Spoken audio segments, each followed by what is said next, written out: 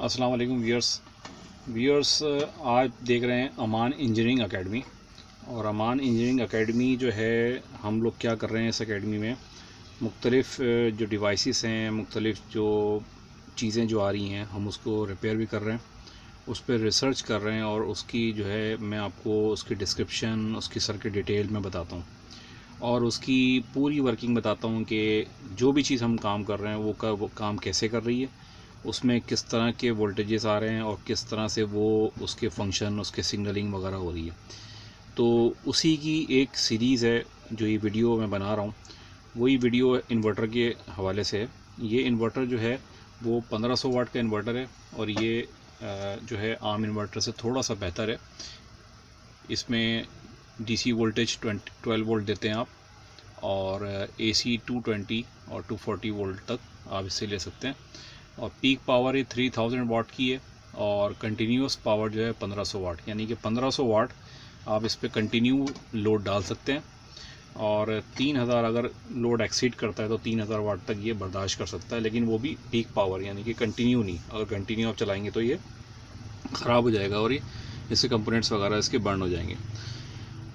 तो इसकी जो फॉल्ट था वो बताने से पहले हमेशा की तरह मैं इसकी थोड़ी सी सर्किट को मैं गाइड करता हूँ कि ये सर्किट किस तरह से काम कर रहा है और इसमें जो मेन कंपोनेंट्स हैं वो कौन कौन से लगे हुए हैं और इसमें जो सिग्नलिंग है वो किस तरीके से आ रही है। ठीक है ना, मैं अभी इसको डिफ़ाइन करने जा रहा हूँ। अच्छा, जिस तरह से दूसरे अलकरम के और ईस्टर्न के इन्वर्टर्स होते हैं, ये भी तकरीबन थोड़ा सा जो है ना उस तरह का सेम है, मतलब बहुत ज़्यादा इसमें डिफरेंस नहीं है। लेकिन इसमें प्रोग्रामेबल आईसी लगाई हुई है और कुछ इसमें जो प्रोटेक्शंस हैं वो उसमें इजाफा किया है इस इन्वर्टर में, जो कि उसमें थोड़ी सी कम होती हैं। इसमें 4 चॉपर से मिला के ये 1500 वाट बनाया गया है। और जो इसमें ट्रांजिस्टर इस्तेमाल किए गए हैं वो IRF 1404 है, क्योंकि ये इस तरफ लगे हुए हैं, अंदर की तरफ ये नंबर नज़र आना मुश्किल है। थोड़ा सा अगर मैं इसको टर्न कर दूं तो शायद नज़र आ जाए। मैं इसको दोबारा भी देख लेता हूं, क्योंकि मैंने एक ट्रांजिस्टर निकाला था मैंने, और इसको मैं थोड़ा सा इसको मैं एक दफ़ा और देख लेता हूं कि कौन सा है। लाइट थोड़े से करके जी 1404 नंबर है, लेकिन IRF नहीं है, ये है FTP 1404। इस तरह का ट्रांजिस्टर में लगा हुआ है। ये मैंने नंबर इसका चेक कर लिया है और यहाँ पे इसके लगा हुआ था जो मेन AC को ट्रांसफ़र करता है, वो लगा हुआ था 25 and 50। तो हमने इसमें दूसरा जो है MOSFET लगाया है जो कि अच्छा रिलायबल है। इसमें 20 and 50 लगाया है, इसमें आप भी लगा सकते हैं। ये 3000 वाट तक आप इस तरह के ट्रांजिस्टर इसमें इस्तेमाल कर सकते हैं। अच्छा, मेन जो कंपोनेंट्स हैं वो मैं आपको दिखाता हूँ इसके। तो मेन जो कंपोनेंट्स हैं, इसमें एक आईसी यहाँ पे लगाई गई है जो कि LM324 है। LM324 क्या कर रही है, इसमें टेम्परेचर सेंसिंग और फ़ैन का और बीप का जो कंट्रोल है वो यहाँ से इसको दिया गया है कि जो कि तमाम जगह से इनपुट्स लेगी, और अगर इसमें तमाम चीज़ें ठीक हैं तो ये अपनी जो फीडबैक है वो आगे दे देगी और तमाम ऑपरेशंस जो है वो क्लियर हो जाएंगे। इसमें जो ऑपरेटिंग वोल्टेज है, VCC वोल्टेज हैं, वो भी कंट्रोल किए गए हैं एक आईसी से। छोटी सी आईसी है, 5 वोल्ट की है, लेकिन यहाँ से भी इसके जो 12 वोल्ट की इनपुट आती है वो भी कट ऑफ हो जाती है। तो यहाँ से इस तरह की प्रोटेक्शन की गई है कि अगर शॉर्ट सर्किट होता है तो यहाँ पे सप्लाई ना आए। ठीक है।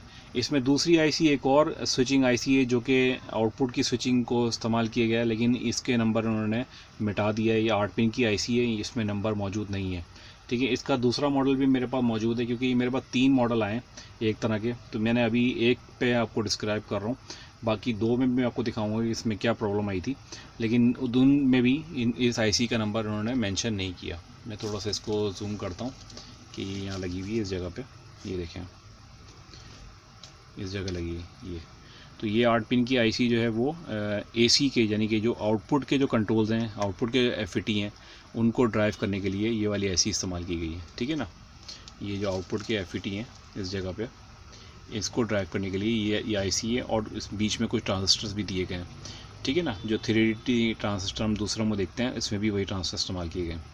अच्छा, और आगे अगर बढ़ते हैं तो और आगे हमें 2 आईसी और नज़र आती हैं, जिसमें ये वाली आईसी है वो है KA7500, जो कि डीसी बूस्टर यानी कि जो डीसी के जो मॉसफेट इस्तेमाल किए गए हैं उनको ड्राइव कर रही है यहाँ पे इस जगह पे, और दूसरी साइड पे भी, ठीक है ना। हर चॉपर पे 2-2 FET लगाए गए हैं, तो ये वाली आईसी जो है वो तमाम को ड्राइव कर रही है। और इसमें एक और आईसी इस्तेमाल की गई यहाँ पे, प्रोग्रामेबल आईसी इस्तेमाल की गई जो कि तमाम चीज़ों को कंट्रोल कर रही है, ऑन ऑफ वगैरह तमाम चीज़ें। अगर प्रोडक्शन में जाता है तो इसको शट डाउन कराती है। इसका नंबर मैं आपको बताता हूँ। तो इसका नंबर है C2PAKKE, ये नंबर का आईसी इसमें इस्तेमाल की गई है प्रोग्रामिंग के लिए। और एक और जो है ट्रांसलेशन इस्तेमाल किया गया है जो कि फ़ैन कंट्रोल के लिए 20N करके इसका नंबर है, 20 जो है N06, ये नंबर इस्तेमाल किया गया। तो ये तो थी इसकी जो है ना मेन चीज़ें। अच्छा, इसमें जो फॉल्ट आया था वो ये था कि मैं इसको जूम आउट करता हूँ। इसमें जो ये FET थे जो मॉसफेट लगे हुए थे, ये हो गए थे ख़राब। इनमें से 1-2 ख़राब हो गए थे, हमने जो है ना इनको निकाला और सीरीज़ बनाने के लिए हमने सेम जो है तमाम चारों जो है हमें चेंज करने पड़े। 20N50 का हमने इस्तेमाल किया। अच्छा, जब हम ये लगा रहे थे तो इसकी 1 और 2 जो है ना इसकी ड्राइव नहीं आ रही थी, तो मैंने इसकी ड्राइव चेक की तो इसकी ड्राइव में थोड़ा सा प्रॉब्लम था। इन 2 की ड्राइव आ रही थी, इनकी ड्राइव नहीं आ रही थी। जो मैंने जब इसको चेक किया तो आप इसको गौर से देखें, यहाँ पर हमने जो है प्रिंट बनाया है, देखें। इसके साथ ही यहाँ पे इस जगह पे देखें प्रिंट हमने जोड़े, तो ये प्रिंट जो है ना आउट ऑफ ऑर्डर थे। 1-2 रेजिस्टेंस यहाँ पे ख़राब थी जो कि 1K की लगी हुई हैं, 4.7K की लगी हुई है, ये रेजिस्टेंस ख़राब थी, हमने ये चेंज की हैं और इसके बाद हमारा मसला जो है ना वो हल हो गया, ठीक है ना। ये इशू था और ये इशू हमने रिज़ॉल्व कर दिया। अब मैं ये काम करता हूँ कि अब मैं इसके वोल्टेजेस वगैरह चेक कराता हूँ, DC बूस्टर के भी और AC साइड के भी, जहाँ पे ये जो मॉसफेट लगे हुए हैं इसके जो ट्रांजिस्टर के जो यानी कि जो ऑपरेटिंग वोल्टेज आ रहे हैं गेट टू सोर्स हम चेक करते हैं, वो मैं इसको आपको दिखाता हूँ। और दोनों का आपको मवाजना आप कीजिएगा, जो कि हम अलकरम 3000-4000 वाट के हम वो देखते हैं। और इसमें आप ये मुझे देख के बताइएगा, ये मैं ख़ुद भी बता दूंगा, लेकिन आप ख़ुद भी जो है ना इसमें कमेंट्स कीजिएगा कि आप लोग उसमें कितने वोल्टेजेस चेक करते हैं और इसमें कितने वोल्टेजेस आ रहे हैं, ठीक है ना। मैं आपको मीटर से चेक करवाता हूँ।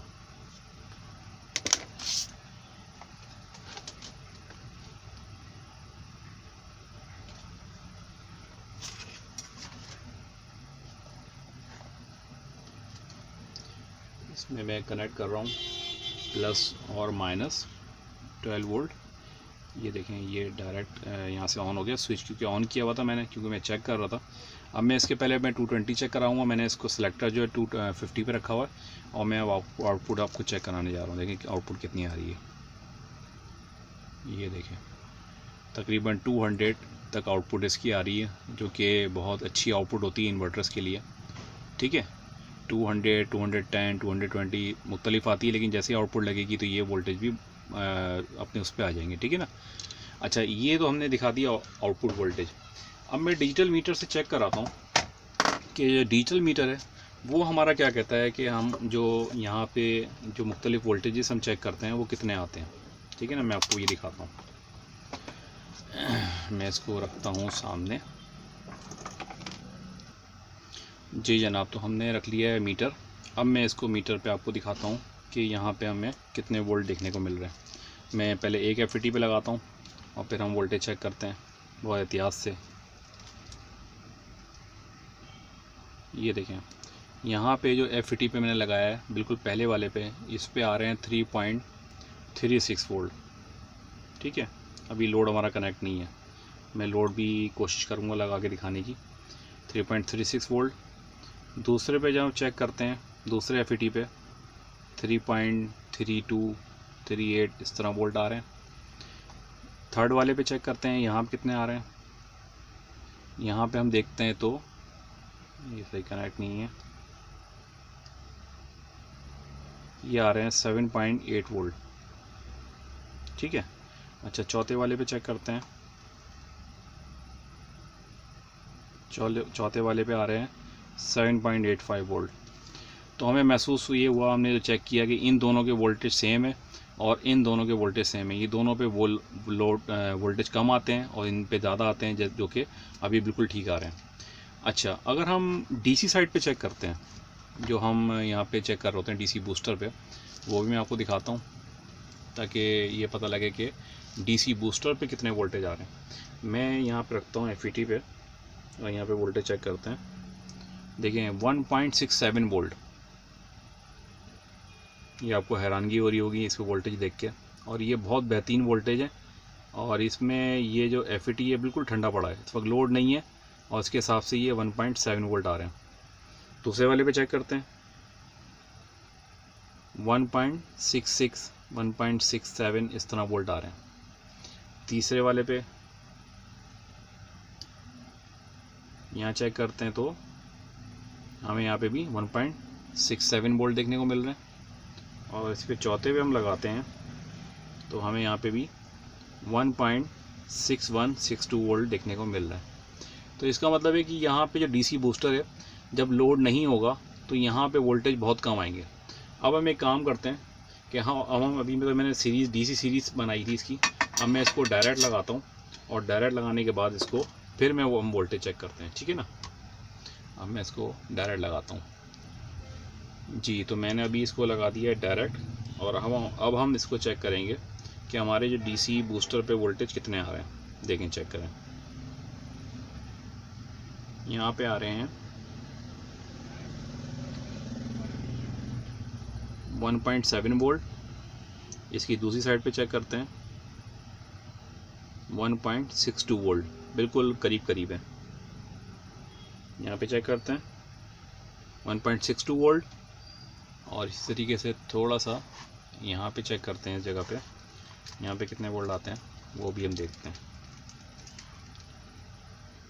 ये आ रहे हैं 1.72 वोल्ट, ठीक है। अभी लोड कनेक्ट नहीं है, जबकि हमने यहाँ पे भी आपको चेक करा दिया यहाँ पे कितने वोल्ट आ रहे हैं। अब हम क्या करते हैं, एक एनर्जी सेवर लगाते हैं, इसमें छोटा सा एनर्जी सेवर है वो लगाते हैं, और वो लोड चेक करते हैं कि उस पर लोड पे क्या कंडीशन होती है। हम इसको लगाते हैं, बिस्मिल्लाह। ये हमने एक सेवर लगा दिया, ठीक है ना। अब हम सेवर लगाने के बाद के वोल्टेज चेक करते हैं कि यहाँ पे जो AC वोल्टेज है वो कितने आ रहे हैं, ठीक है ना। मैं इसको यहाँ रख देता हूँ इस जगह पे ताकि नज़र आता रहे। मैं यहाँ पे चेक कर रहा हूँ तो मैं यहाँ पे देखते हैं कितने वोल्ट आते हैं। यहाँ पे आ रहे हैं 4.35। आपको याद है कि पहले कितने वोल्ट आ रहे थे, लोड लगाने के बाद चेंज हो गए। दूसरे पे चेक करते हैं, यहाँ पे चेक किया हमने 4.36 वोल्ट। थर्ड वन पे चेक करते हैं, यहाँ पे कितने आ रहे हैं। यहाँ पे आ रहे हैं, सॉरी ये लगा हुआ नहीं है, यहाँ पे थोड़ा सा मिसमैच होता है। यहाँ पे आ रहे हैं 7.65 वोल्ट, और लास्ट वाले पे थोड़ा सा इसको पीछे कर देते हैं कैमरे को, और फिर थोड़ा सा यहाँ पे मैं आपको वोल्टेज चेक करके दिखाता हूँ कि यहाँ पे कितने वोल्ट आ रहे हैं। यहाँ पे हम चेक करते हैं तो ये आ रहे हैं 7.6 वोल्ट। तो हमने देखा कि वोल्टेज में किस तरह की चेंजिंग हुई, यानी कि छोटा सा लोड लगाया हमने और इसमें चेंजिंग हुई। अच्छा, डीसी बूस्टर में चेक करते हैं कि डीसी बूस्टर पे क्या कंडीशन है, क्या यहाँ पे भी वोल्टेज में कोई इंक्रीज़ हुआ है या सिर्फ आउटपुट पे इंक्रीज़ हो रहा है। हम यहाँ पे लगा के चेक करते हैं, बिस्मिल्लाह। देखें जी 2.45 वोल्ट, यानी कि लोड हमने थोड़ा सा लगाया और इसके गेट वोल्टेज बढ़ गए। नेक्स्ट पे चेक करते हैं, नेक्स्ट पे चेक किया 2.46 वोल्ट। थर्ड वन पे 2.46 वोल्ट। फोर्थ वन पे 2.44 वोल्ट। ये आपने देखा कितना बड़ा चेंज आया। हम इसको अब बंद कर देते हैं, हमने इसको बंद कर दिया। आपने देखा कि कितना बड़ा चेंज आया है, यानी कि जब हम लोड लगाते हैं, जब भी हम लोड कनेक्ट करते हैं तो इसकी जो बाइसिंग वोल्टेज है वो भी तब्दील हो रहे होते हैं। देखें कितना फ़र्क आया। अलकरम में क्या होता था कि हमारे पास जो डीसी बूस्टर की जो साइड होती थी, डीसी बूस्टर पे सेम वोल्टेज होते थे, चाहे लोड इंक्रीज़ हो रहा है या डिक्रीज़ हो रहा है। लेकिन ये इन्वर्टर थोड़ा सा डिज़ाइन इसमें मुख्तलिफ है, और इसमें इन्होंने क्या किया है, मैं इसको देख भी लेता हूँ कि गर्म हो रहा है नहीं हो रहा। बिल्कुल ठंडा पड़ा है, बिल्कुल ठंडा पड़ा है, कोई इशू नहीं है इसमें। यहाँ भी देखते हैं, ये भी ठंडा पड़ा है, क्योंकि हमने एक 13 से 15 वाट का एनर्जी सेवर लगाया था जो कि बहुत ही कम था। लेकिन हमने सिर्फ इसमें ये दिखाना था कि जो हम वोल्टेजेस वगैरह चेक करते हैं तो हमारी बाइसिंग के कितने वोल्टेज में तब्दीली आ रही है, यानी कि जब हम लोड नहीं लगाते थे तो इसके वोल्टेज यहाँ पे क्या होता था, यहाँ पे वोल्टेज में कितना फ़र्क था, कम थे वोल्टेज, यहाँ वोल्टेज बढ़ गए, और यहाँ पे जो वोल्टेज ज़्यादा थे वो थोड़े से कम हो गए। तो व्यूअर्स ये बात जहन में रखें कि जब भी हम यहाँ पे वोल्टेजेस का अप्लाई करते हैं इस जगह पे कि जहाँ पे ये FET लगे हुए हैं, तो आप जहन में रखिएगा कि अभी तो वोल्टेज में इतना वो नहीं था, यानी कि थोड़ा बहुत ही फ़र्क था, लेकिन जब हम लोड को इसके मैक्सिमम लेवल पे ले जाएंगे तो क्या होगा कि यहाँ पे जो वोल्टेज हैं, मिसाल के तौर पर यहाँ अगर 8 वोल्ट थे, 8.5 वोल्ट थे, तो यहाँ पे क्या हो जाएगा कि अगर यहाँ 5 वोल्ट हो रहे हैं तो यहाँ पे भी इसके लो साइड पे भी 5 वोल्ट हो जाएंगे, या अगर यहाँ 6 हैं तो यहाँ पे भी 6 हो जाएंगे, या यहाँ पे 4 हैं तो 4.5 है तो यहाँ भी 4.5 हो जाएंगे। क्यों होता है ऐसा? क्योंकि उस वक्त स्विचिंग बहुत फास्ट हो रही होती है। जब भी स्विचिंग फास्ट होगी, लोड ज़्यादा लगा हुआ होगा, तो इसको स्विचिंग बहुत तेज़ी से करनी पड़ेगी क्योंकि लोड ड्राइव करना है इसको। तो उस वक्त जो है ना, इसके जो गेट वोल्टेज हैं, गेट टू सोर्स वोल्टेज हैं या बाइसिंग वोल्टेज भी कहलाते हैं, वो चारों के सेम हो जाएंगे, बिल्कुल सेम हो जाएंगे। यानी कि लोड लगा इस पर और मैक्सिमम इस पर गया लोड, और इसने वोल्टेज क्या किए, तमाम गेट और सोर्स के वोल्टेज को बराबर कर दिया। इसी तरीके से क्योंकि ये थोड़ा सा डिज़ाइन इसमें चेंज है, तो उसमें क्या करेगा, जैसे लोड इंक्रीज़ होगा, यहाँ पे इंक्रीज़ होता है, तो यहाँ पे क्या करेगा, क्योंकि ये यहाँ पे लोड पड़ता है डीसी बूस्टर पे, तो ये क्या करेगा, ट्रांजिस्टर के जो ये जो FET लगे हुए हैं, यहाँ के भी गेट के वोल्टेजेस को पीछे से सर्किट जो है इसको बूस्ट करेगा, यहाँ पे वोल्टेज बढ़ाना शुरू कर देगा। हो सकता है कि ये 3.5 वोल्ट हो जाए, 4 वोल्ट हो जाए, 5 वोल्ट हो जाए, लेकिन 5 वोल्ट इसकी मैक्सिमम हद है। तो 5 वोल्ट पे जाके ये मैक्सिमम इसका चॉपर जो है ना वो ऑन करेगा और उसको आउटपुट देने की कोशिश करेगा।